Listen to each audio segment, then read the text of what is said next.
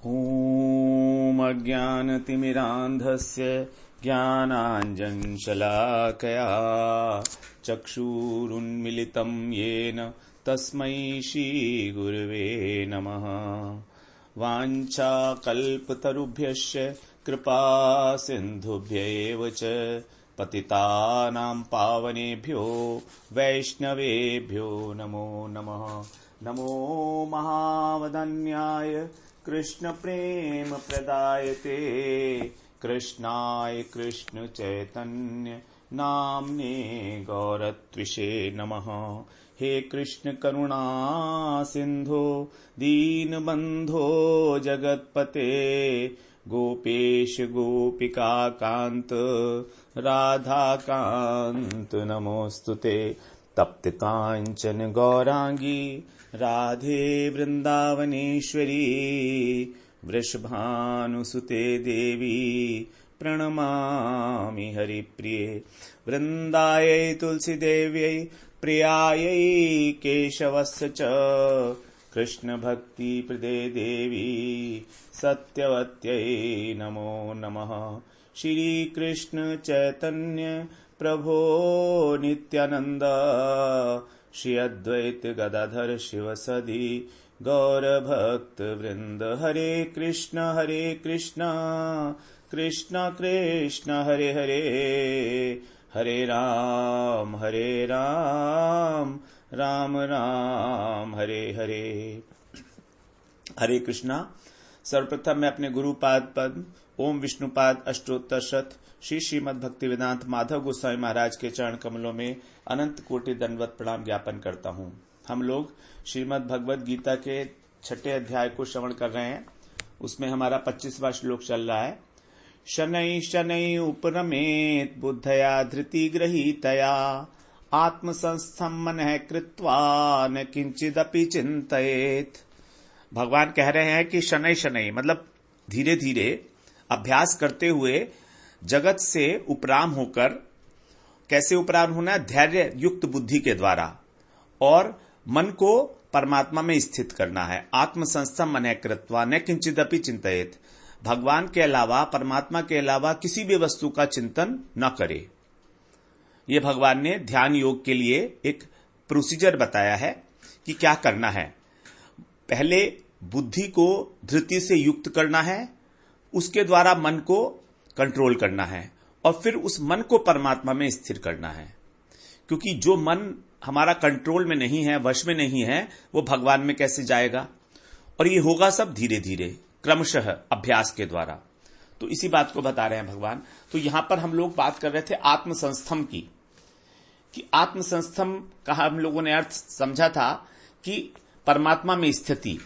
हमारा जो हृदय है उसको हम लोगों ने दो प्रकार की उपमाओं के माध्यम से हमने उसको समझने की चेष्टा की थी। एक घड़े की भांति और एक दर्पण की भांति। तो जैसे घड़ा होता है, उसके अंदर आकाश होता है अपने आप।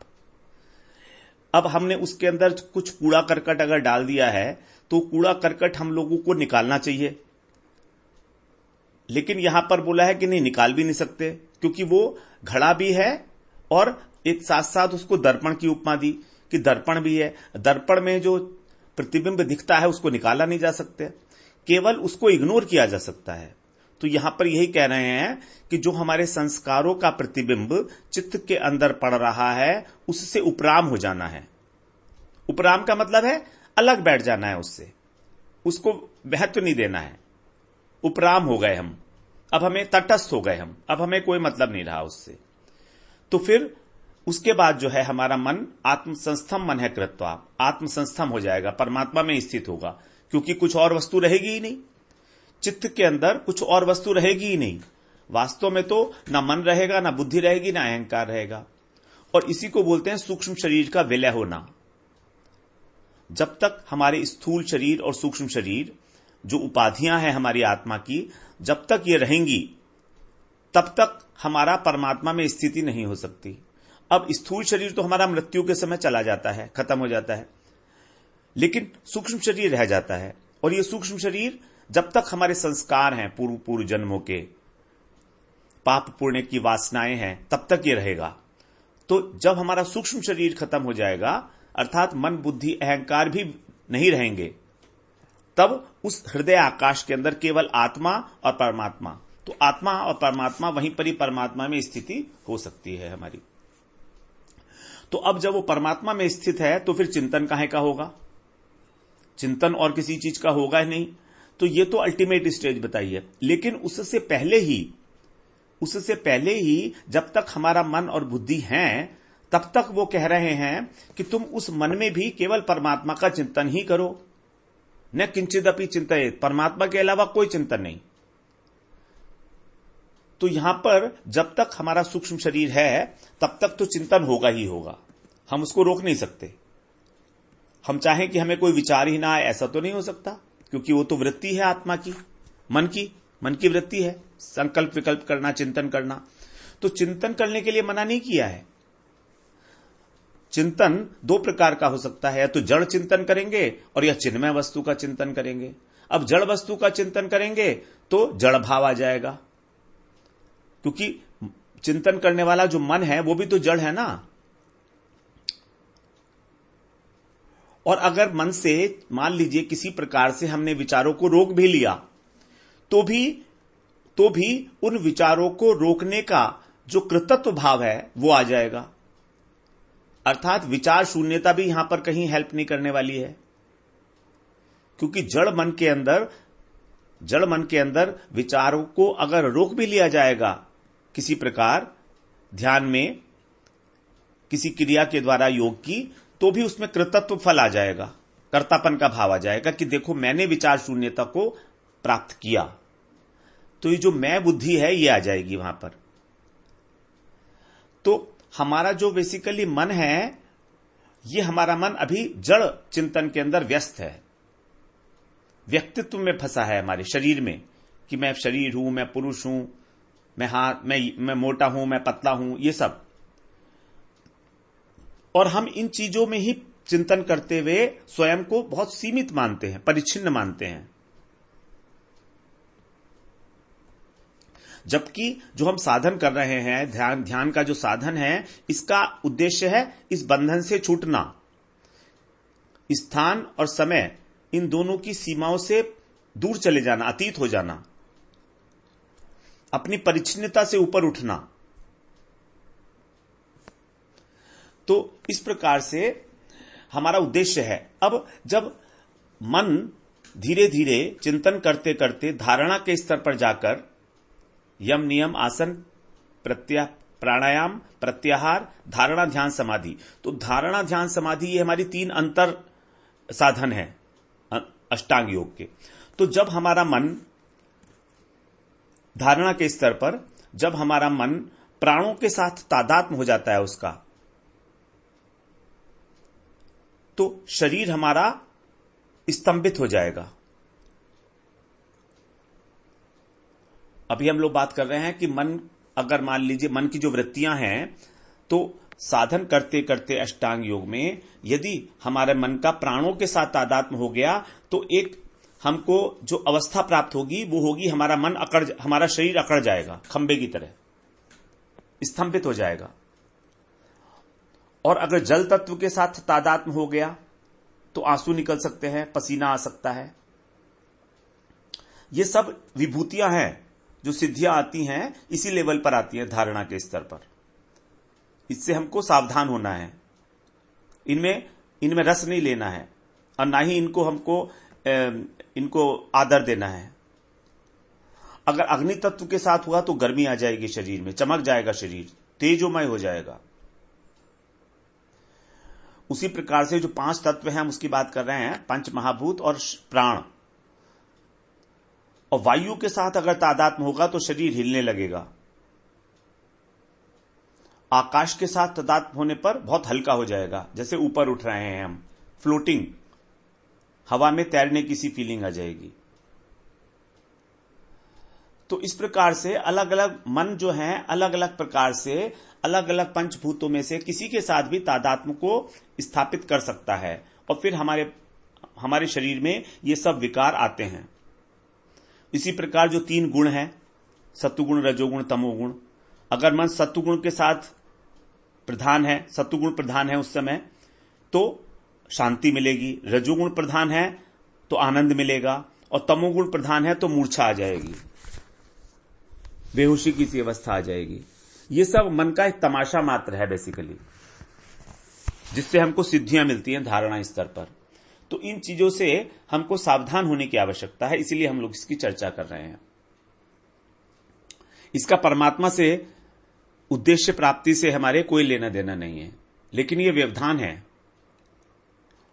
माया के व्यवधान है ये सब। तो इससे हमारी हानि ही है और हम इसमें बिल्कुल भी ना पड़े। ये सूक्ष्म विज्ञान है मन का, एकाग्रता, जो हमने मन की एकाग्रता को प्राप्त किया है यहां पर। चित्त की एकाग्रता एक ही बात है, क्योंकि चित्त की 5-4 अवस्थाएं बताई थी ना, 5 अवस्थाएं ध्यान के अंदर। तो चित्त की एकाग्रता जो है वो धारणा स्तर पर आने लगती है, जिस किसी चीज के साथ भी वो तादात्म्य कर लेता है। अब जब यहां पर हम मन कह रहे हैं तो मन का मतलब पूरा अंतःकरण ही समझना होगा। तो न किंचिदपि चिंतयेत, तो यही भाव है यहां पर कि यदि जब तक परमात्मा का साक्षात्कार न हो जाए तब तक सावधान रहना है कि मन को इधर उधर न जाने दें। न किंचिदपि चिंत, किसी और बात की चिंता ना करें, क्योंकि बड़े अच्छे अच्छे अनुभव होंगे, आनंद की अनुभूतियां होंगी, बहुत अंदर अब शरीर में शक्ति आ जाएगी, चमत्कार होने लगेंगे। इनके प्रति आकृष्ट नहीं होना है जब तक भगवान परमात्मा का साक्षात्कार नहीं होता है। और परमात्मा का साक्षात्कार होता है निरुद्ध अवस्था में, जिसको हमने बात की है असंप्रज्ञात समाधि में। तो असंप्रज्ञात समाधि जो चित्त की निरुद्ध अवस्था है, वहां तक पहुंचने के लिए धीरे धीरे एक एक मंजिल, एक एक स्टेप को पार करके जब चित्त के अंदर सारी शुभ और अशुभ वृत्तियां खत्म हो जाती है, नष्ट हो जाती हैं, जिसके लिए आवश्यकता हुई थी हमको बुद्धया धृति गृहीतया, धृति की आवश्यकता हुई थी। तो अंत में सब वृत्तियों के शांत होने पर, उपाधि रहित होकर, जब ना मन रहता है, ना बुद्धि रहती है और ना अहंकार रहता है, तब वो स्थित हो जाता है परमात्मा में। और यही है उसकी ध्यान की पराकाष्ठा, आत्मसंस्थम मनः कृत्वा। आत्मसंस्थम मनः कृत्वा का यही है कि जो ध्यान की पराकाष्ठा स्वरूप है। तो यहां पर इस श्लोक में 25वें श्लोक में भगवान ने ध्यान की पराकाष्ठा बताई है कि इसको किस प्रकार से प्राप्त किया जाएगा। 2 श्लोकों में, 24वें श्लोक में और 25वें श्लोक में, दोनों में। अब हम लोग 26वें श्लोक में प्रवेश करते हैं। अब थोड़ा सा विषय अलग हो गया। यहां पर तो भगवान ने ध्यान की पराकाष्ठा बता दी है ना। अब इसके बाद अब बता रहे हैं कि ये सब प्राप्त करने के लिए क्या क्या परेशानियां आ सकती हैं बीच बीच में। तो यहां बताए हैं 26वें श्लोक में, यतो यतो निश्चरति मनश्चंचलम अस्थिरम ततस्ततो नियम्येत आत्मन्येव वशं नयेत्। यतो यतो निश्चरति मनश्चंचलम अस्थिरम ततस्ततो नियम्येत आत्मन्येव वशं नयेत्। यहां बता रहे हैं कि यदि साधना करते हुए मन इधर उधर जाए तो क्या करना है, क्योंकि मन तो चंचल है, अस्थिर है। और ऐसा मन क्या क्या करता है, यतो यतो माने जहां जहां, निश्चरति माने विचरण करता है। जो चंचल मन है वो यतो यतो में जहां जहां निश्चय मतलब विचरण करता है। मनश्चंचला में स्थिरम, क्योंकि ये तो चंचल है और स्थिर है। अस्थिर, फिक्स नहीं है एक जगह पर, रुकता ही नहीं है। ततस्ततो नियम्येत, ततस्ततो मतलब वहां वहां से उसको क्या करना है, नियम्य। नियम्य का मतलब नियमित करके, हटाकर। एतत्, एतत् का मतलब इसको, किसको, मन को। आत्मनि एव, आत्मनि का मतलब है यहां पर परमात्मा, क्योंकि उद्देश्य क्या है, परमात्मा साक्षात्कार। तो आत्मन्येव, आत्मा में ही अर्थात परमात्मा में ही वशम नयेत, वश में करके निरुद्ध, नयेत, नयेत माने ले आए, लाना, नयेत का मतलब होता लाना। तो परमात्मा के अंदर ही बार बार इसको ले आए। अगर कहीं भागे इधर उधर तो कोई बात नहीं, भागने दो, क्या कर सकते हैं, लेकिन इतनी जागरूकता रखनी पड़ेगी हमको कि बार बार हम समझ जाएं कि अब ये कहीं और चला गया है, उसको बार बार ले आए, बार बार ले आए। यही है अभ्यास। तो मन की क्वालिटी बताई यहां पर, मन कैसा है, अस्थिर है, अर्थात इंद्र तो परमात्मा में स्थिर होता है और नहीं संसार को छोड़ना चाहता है, संसार को छोड़ना भी नहीं चाहता है और परमात्मा में स्थिर होता नहीं है, योग्यता भी नहीं है उसकी। यदि कोई इसको बात बताई जाए मन को कि तुम ऐसा कर लो भाई, इसको इस ऐसा करने से तुम्हारी उद्देश्य की प्राप्ति हो सकती है, शास्त्रों में गुरु ने जो उपाय बताए हैं तुम उसको कर लो भाई, तो उसको उससे भी दूर भागता है बार बार, कभी करता है कभी नहीं करता है। जो भी हम लोग साधन कर रहे हैं, साधन भजन करते हैं, उन्हें सब पता है ये बात कि कितना ही मन को समझा लो, बार बार वहीं जाता है जहां इसको आदत पड़ी हुई है, संसार की ओर। तो और इसीलिए क्या है, चंचल है ये बहुत। चंचल का मतलब क्या है, अस्थिर का मतलब तो है इधर उधर भागना, और चंचल का मतलब है कि जब ये संसार के अंदर चला गया तब वो जो भोग हैं उसको चिंतन करता है उनका और उसमें रस लेने लगता है।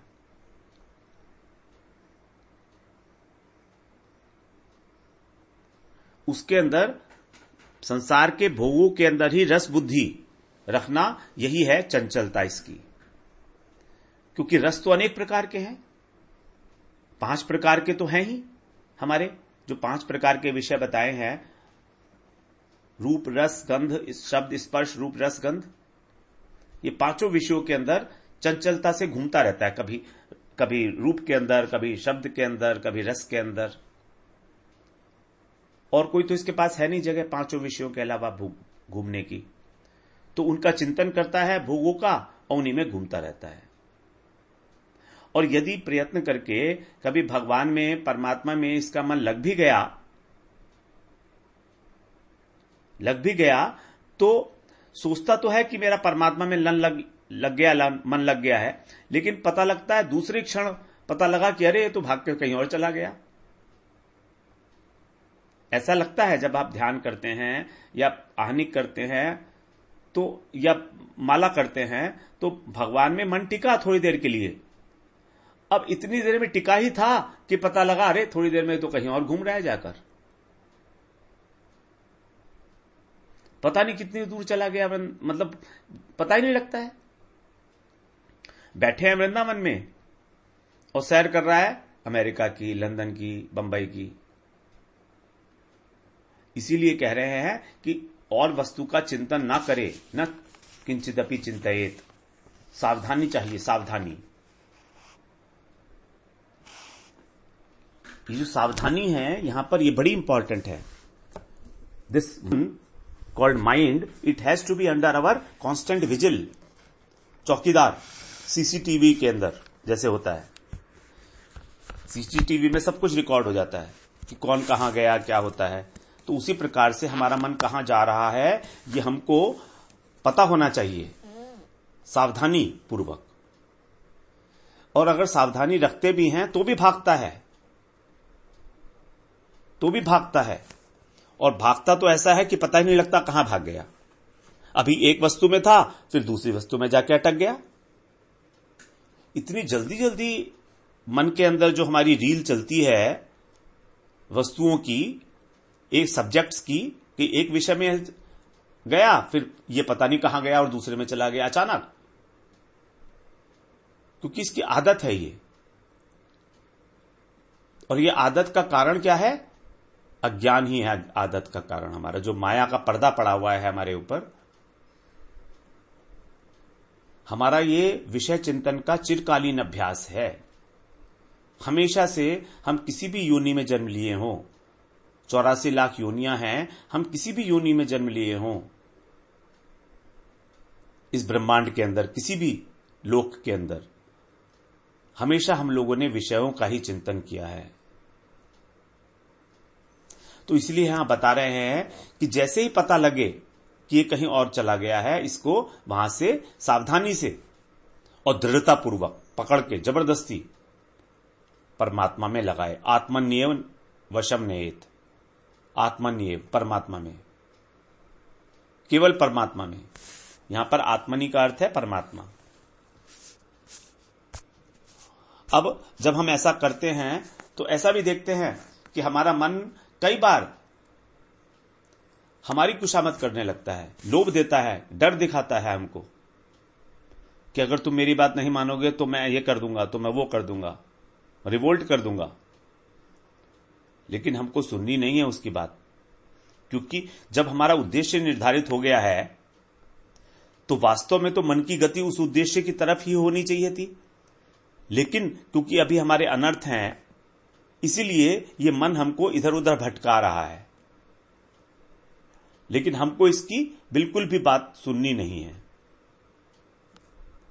क्योंकि यदि हमने मान लीजिए इसकी बात सुनी तो क्या होगा, तो बिल्कुल ऐसी बात हो जाएगी जैसे मान लो एक शुगर का पेशेंट है और वो कहे कि मेरे को तो मिठाई चाहिए। तो यदि हमको उस शुगर के पेशेंट से प्रेम है तो हम क्या करेंगे? क्या हम उसे मिठाई देंगे? हम नहीं देंगे, हम नहीं देंगे उसको मिठाई।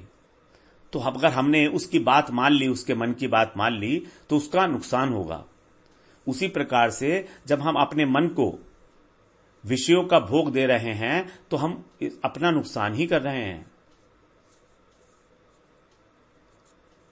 अथवा ये ऐसा हो गया जैसे कि एक छोटे बच्चे के हाथ में हमने चाकू दे दिया हो, क्योंकि वो तो उससे अपना नुकसान करेगा, अपने शरीर का ही कोई अंग जो है उसको क्षति पहुंचाएगा। बिल्कुल ऐसी ही बात है मन के साथ।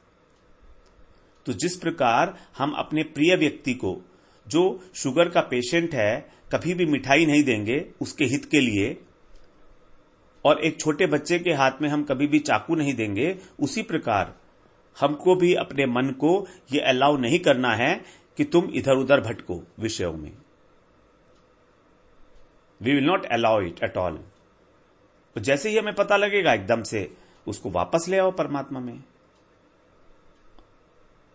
तो वास्तव में अगर देखा जाए तो सावधानी ही साधना है। जितनी सावधानी उतनी ही अच्छी साधना, उतना ही अच्छा भजन। और जो सावधान नहीं है वो भजन कैसे करेंगे? उन्होंने तो अपने मन को छोड़ दिया है कि तू जहां चाहे वहां घूम, और मन तो बिल्कुल ऐसा ही है, भगाने वाला हमको उल्टी सीधी जगह। क्योंकि हमको क्या है, मन को साधना है। साधने का मतलब देखिए ना, साधना का मतलब क्या है? साधना, जैसे हम घोड़े को साधते हैं। जब हम घोड़े को साधते हैं तो घोड़ा हमारे अनुसार चलता है, हम जहां चलाना चाहें, अपनी मर्जी से नहीं चलता वो। तो ये साधना का मतलब ही यही है कि हमारा मन हमारे अनुसार चले, बस। और इस मन को अपने अनुसार चलाने के लिए ताकत चाहिए सारथी में, लगाम टाइट होनी चाहिए, क्योंकि मन तो लगाम है। जितनी लगाम टाइट होगी उतना ही जो है मन उतना शांत रहेगा, उतना साथ देगा हमारा। तो यही जो लगाम, जो सारथी है, वही है हमारी धृति युक्त बुद्धि। धृति का मतलब जो धारण करने के योग्य है, दृढ़ बुद्धि, निश्चयात्मक बुद्धि। तो इस प्रकार मन को बार बार विषयों से निकालकर एकमात्र परमात्मा में ही लगाना है।